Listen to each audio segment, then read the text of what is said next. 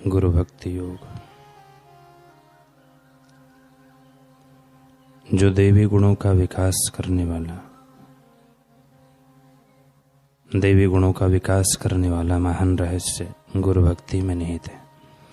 जो शिष्य अपने गुरु के चरण कमलों में संपूर्ण आत्मसमर्पण करता है, उसे गुरु स्वयं ही सब देवी गुण प्रदान करते हैं।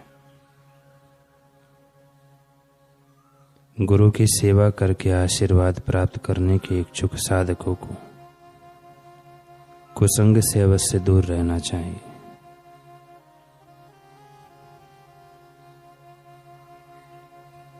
जो अपने मन पर संयम रखकर ध्यान नहीं कर सकते, उनके लिए तो गुरु भक्ति जगाकर गुरु सेवा करना ही एक उपाय है। जो भक्ति भाव पूर्वक गुरु की सेवा करता है, वह जीवन के परम तत्व को प्राप्त करता है।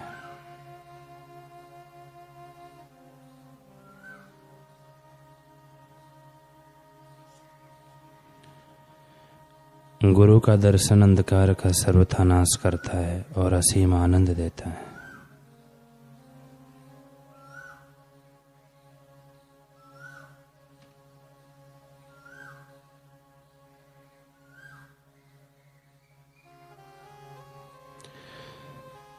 गुरु जब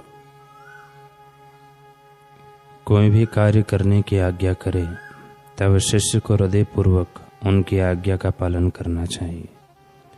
गुरु के प्रति इस प्रकार की आज्ञाकारिता आवश्यक है। यह निष्काम कर्म की भावना है। इस प्रकार का कर्म किसी भी फल की आशा के लिए नहीं किया जाता, अभी तो गुरु की पवित्र आज्ञा के लिए ही किया जाता है। तभी मन की अशुद्धियां जैसे कि काम, क्रोध और लोभ नष्ट होते हैं।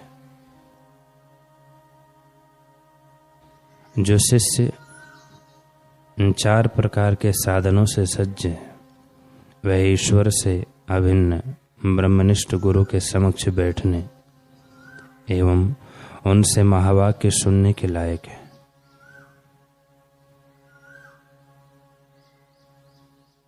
विवेक, वैराग्य, षट संपत्ति और मुमुक्षुत्व, जिसके मन से तमाम अशुद्धियां दूर हो गई, ऐसे शिष्य को गुरु के गूढ़ रहस्यों की दीक्षा दी जाए तो उसका मन संपूर्ण स्थिरता को प्राप्त कर सकेगा और वह निर्विकल्प समाधि की अवस्था में प्रविष्ट हो सकेगा। जो सिद्ध आत्मयोगी हो, ऐसे गुरु की निगरानी में योग सीखो। आपको मार्गदर्शन देने के लिए आत्म साक्षात्कारी सद्गुरु होने चाहिए। एक ही स्थान, एक ही आध्यात्मिक गुरु और एक ही योग पद्धति में लगे रहो, यही निश्चित सफलता की रीति है। विषयों से मन को वापस खींच लो और अपने गुरु के उपदेश के मुताबिक आगे बढ़ो।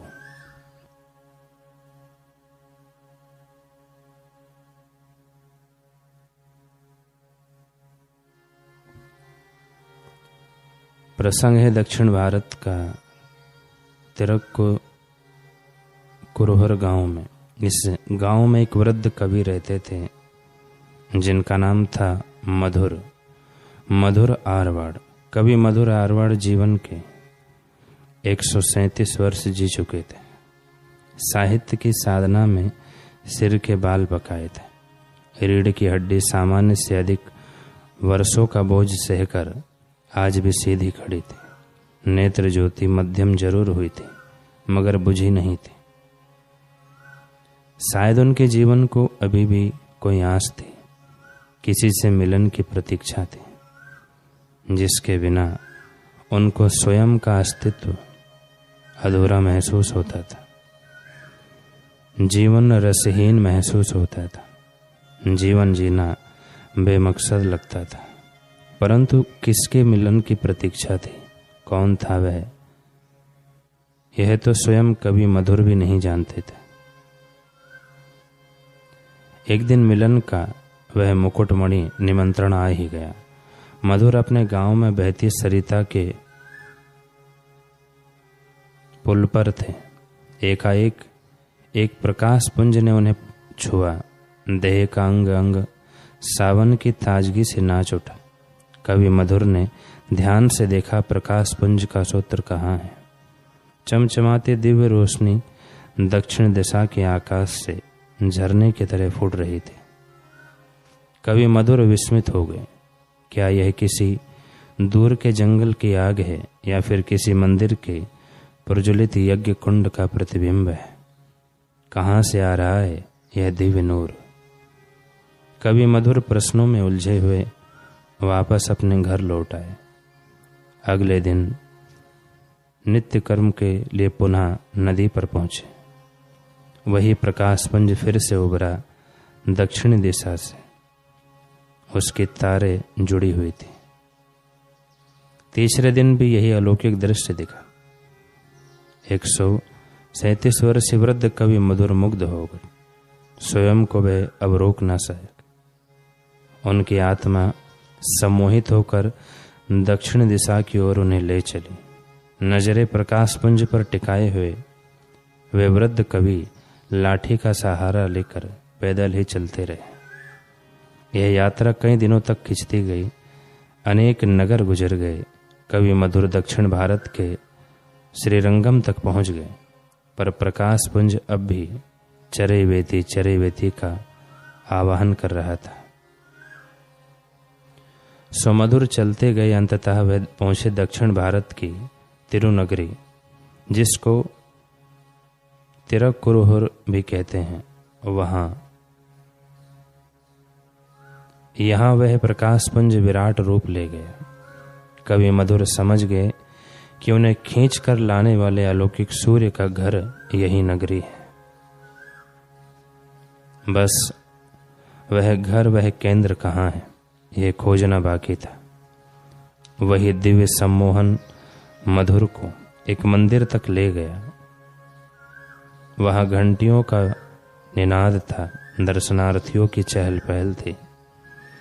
इस गहमा गहमे के बीच भी मधुर की खोज यात्रा एकाकी थी।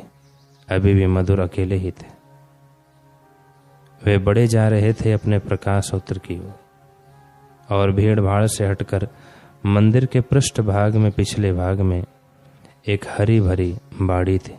बाड़ी में एक इमली का घना वृक्ष था। इस वृक्ष के नीचे निर्मित चबूतरे पर विराजमान थे नामालवार, मात्र 16 वर्ष के किशोर संत। नामालवार वे ही दिव्य सूर्य थे जिनके प्रकाश की रश्मियां मधुर को सैकड़ों मील दूर से खींच कर लाई थी। ध्यान मुद्रा में वह योगी बैठे हुए थे। ओमकार का अलौकिक ओज उनकी आभा मंडल में छिटक रहा था। कवि मधुर अभिभूत, लेकिन साथ ही थोड़े संकित भी। 137 वर्षों पुराने जीवन का अनुभव, उस अनुभव की सेक में पका उनके भीतर का कवि दोनों मिलकर इतने बड़े हो गए कि 16 वर्ष के युवा के आगे कैसे झुके। इस अहम ने अड़कर बड़ी समस्या खड़ी कर दी। मधुर द्विधा भरे कदमों से आगे बढ़े। एकटक युवा योगी को निरखते रहे और उधर नामालवार ध्यान साधना में तटस्थ बैठे रहे। कैसा विरोधाभासी दृश्य था। एक और ध्यान अवस्था में आंखें मुदी थी, पर फिर भी सर्वदर्शी थे वे आंखें, और दूसरी ओर आंखें तो खुली थी, परंतु उनमें दृष्टि का अभाव था।